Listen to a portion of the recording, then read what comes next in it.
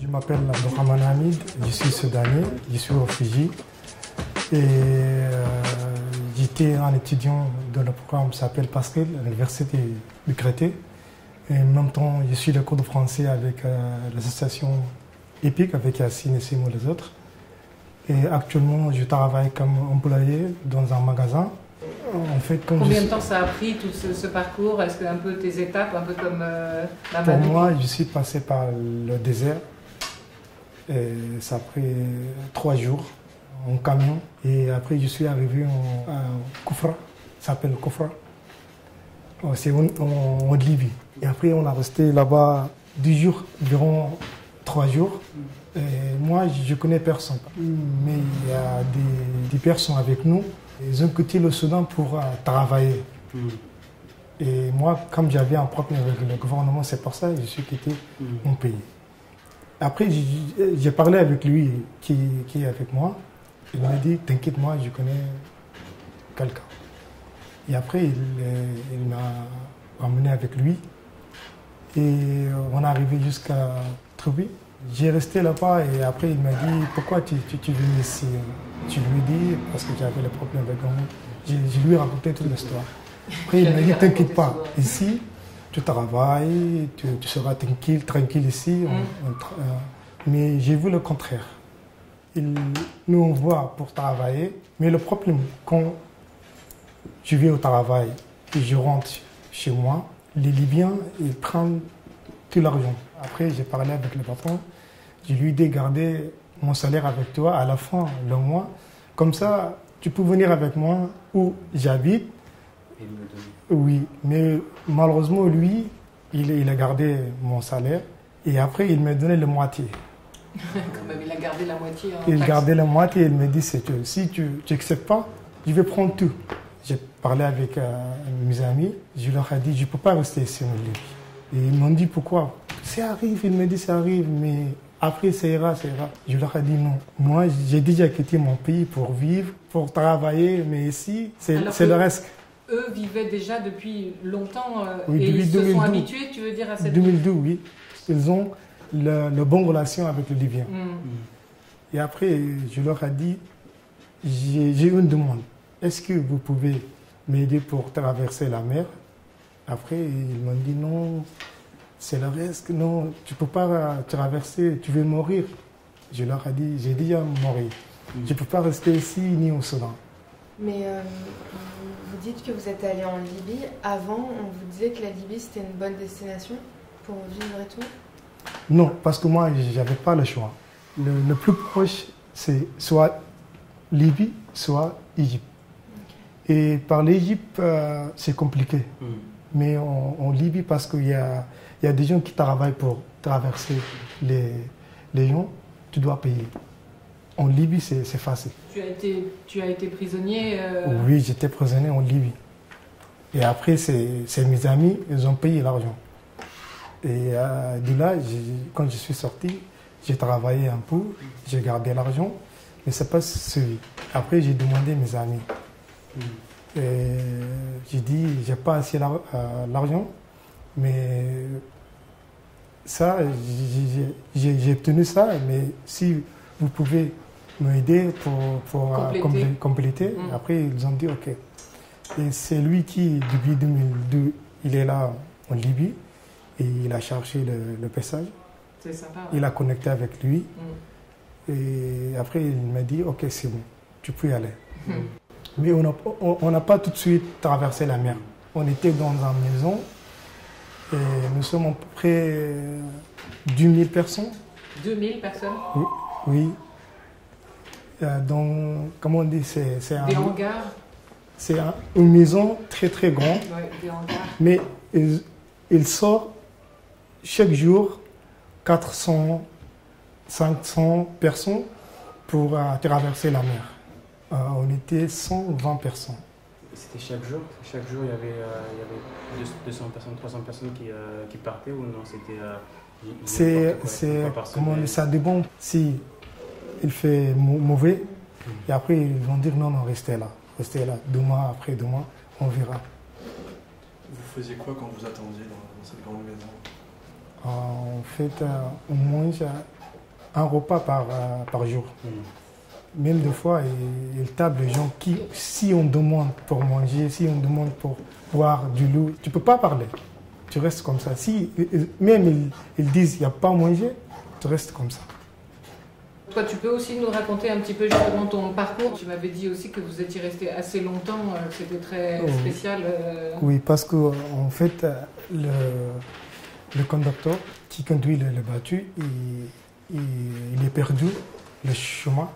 Bon, c'est un parce conducteur, alors il a au pas début, il nous a dit c'est quelques heures, c'est 10 heures, vous allez arriver en Italie. 10 heures, il a dit, moi je sais bien le chemin. Mais après, il a dit, je suis perdu. Quand il a fait un grand... Il a fait un détour. En fait, lui, il est devant nous, il a pris les médicaments, il a dit, je suis perdu. Deuxième chose, parce que lui, il a vu comme les Somaliens. Les pirates, non? Les pirates. Il a pensé que c'est les pirates, soit comment on dit, Daesh. Il pensait comme ça, Daesh. Okay. C'est pour ça qu'il a fait un grand tour, mais après, il est perdu. Et ça a pris beaucoup de jours, c'est 5 jours. Vous êtes resté 5 jours? Oui, et en même temps, le moteur de bateau, il est en panne. Et lui, il a dit, je ne peux pas faire, j'ai rien à faire. Et après, il a appelé le Croix-Rouge en Italie. Et ils ont dit, vous êtes très loin. Et après, il a dit, je ne peux pas bouger, on reste comme ça. Et quand on voit un grand bateau, on dit, secours, au secours, help, help. Parce qu'on ne parlait pas le français, mais on parle anglais et arabe. On dit help et on dit Moussaala. Et heureusement, il était un grand bateau qui va aux Pays-Bas, Hollande. Et ils ont dit, de loin, ils ont dit, vous restez calme, on va proche de vous, mais ne bougez pas. Si vous bougez, vous allez, comme on dit, noyer. Ils ont dit, restez là. Et ils ont, comme on dit, fait le fil comme ça. Un filin pour vous tirer. Pour tirer, on a attaché et ils ont rapproché. Et quand on était dans la grande bateau, et après ils ont dit, on vous prend jusqu'à l'Italie, parce qu'il n'y a pas de choix. Et après, ça durait 2 jours encore. En total, c'est 7 jours. D'accord. Mais dans le petit bateau, enfin vous êtes quand même 120, vous êtes resté 5 jours. Oui, 5 jours. 5 jours. 5 et jours. Du coup, il y a des bidons d'eau. Comment ça s'organise 5 jours sur un bateau Même, il n'y en a plus de manger, il n'y en a plus de l'eau. Oui. Même ni d'eau à boire. Là, 5 jours, vous aviez de l'eau à boire? Jusqu'à le 3e jour. 2 jours sans manger. 2 jours sans boire. Et comment il a appelé? Il y avait c'est pas un téléphone, c'est comme on dit, c'est un GPS avec un téléphone. Câble. Parce qu'en arabe on dit Suraya. Satellite. Suraya, ça marche même le désert. Dans le désert, il marche, le Suraya. Lui, il est professionnel. Il nous a dit, moi je travaille comme ça. C'est le passeur. C'est le passeur, oui. Et le passeur, du coup, il a été récupéré dans le bateau aussi? Il était avec nous aussi, oui. Mais les gens savaient que c'était le passeur? Ou il passe... Non, parce qu'il est caché, mais dès qu'on arrive en Italie, ils savent. Et lui choisit. Parce qu'avec lui, il y a 2 personnes aussi. Et quand on arrivait, ils savent, c'est lui, il n'est pas... Qui est le passeur? Ouais. Parce que c'est un Libyen ou non? Oui, c'est un Libyen, bien sûr. Mais lui, il nous a dit, moi, je travaille comme ça.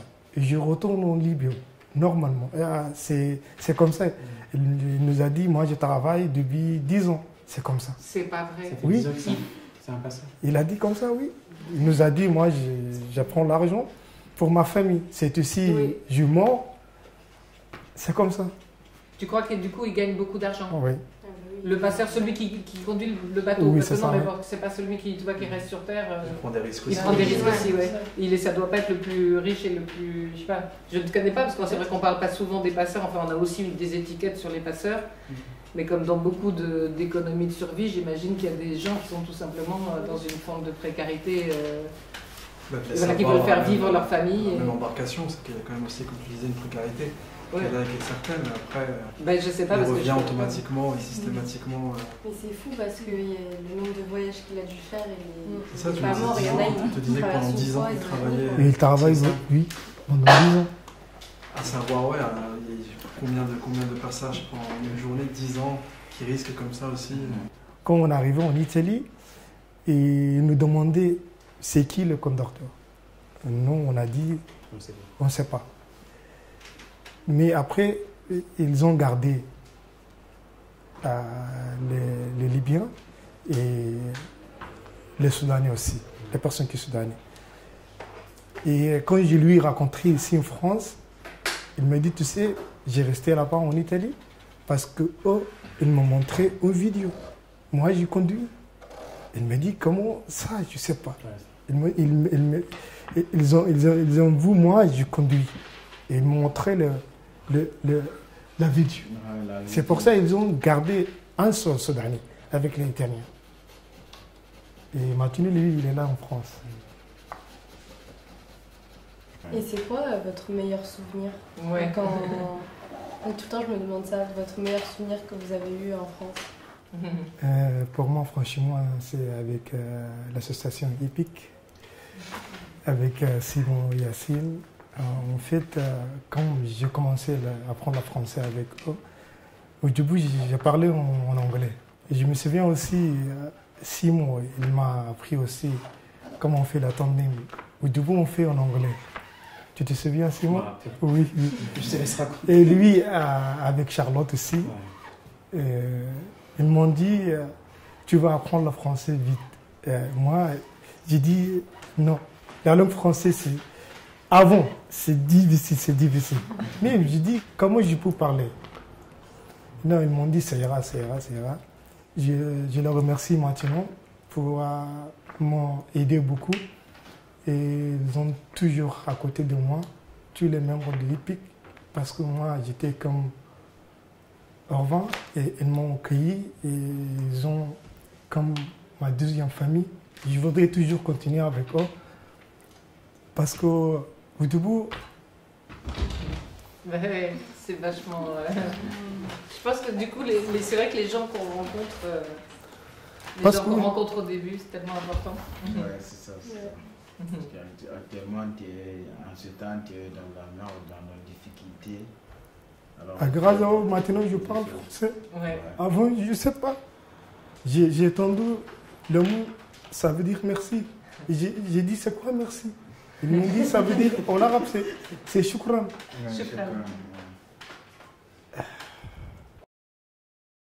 Parfois, Amine oublie de dire que aussi les 13 assidus, c'est-à-dire que quand il est arrivé dans l'association, on voyait très bien qu'il voulait apprendre. Amine, il est plus assidu en français que moi en arabe. Oui, parce qu'il m'a dit que du coup, il donne des cours d'arabe, c'est vachement... Je suis mauvais. Il me demande souvent, il voulait apprendre l'arabe, mais... Il est moins assidu. Il me dit, non, Simon, ça se voit que tu n'as pas envie. Mais j'ai envie. Le semaine prochain, c'est sûr, Hamid, c'est sûr. On va apprendre l'arabe. La semaine prochaine, du coup, on le fait pas et après. Mais vraiment, enfin, ce que je veux dire par là, c'est que beaucoup de ce que tu as appris, le fait qu'aujourd'hui tu as ce niveau-là et que tu parles très bien français, c'est beaucoup grâce à toi surtout. Nous encore, non, on est juste non, parce que vraiment, on corrigeait. Bien sûr, bien sûr. Mais je pense que tu as fait 98% et non, on a juste fait les 2%. Mais moi, c'est vrai que je comprends l'idée que je pense que, moi j'ai une vie super protégée. Le fait de se dire que humainement, on se retrouve à l'autre bout du monde seul, vraiment seul. J'imagine la puissance de ce que c'est que quelqu'un qui te tend la main et qui est là à côté de toi, tout simplement comme un ami et qui va t'encourager. Donc toi, tu dis que c'est 98% qu'il fait lui, mais lui, il pense que c'est 98%. C'est normal, quoi. Je veux dire. Mais franchement, sans eux, je suis rien.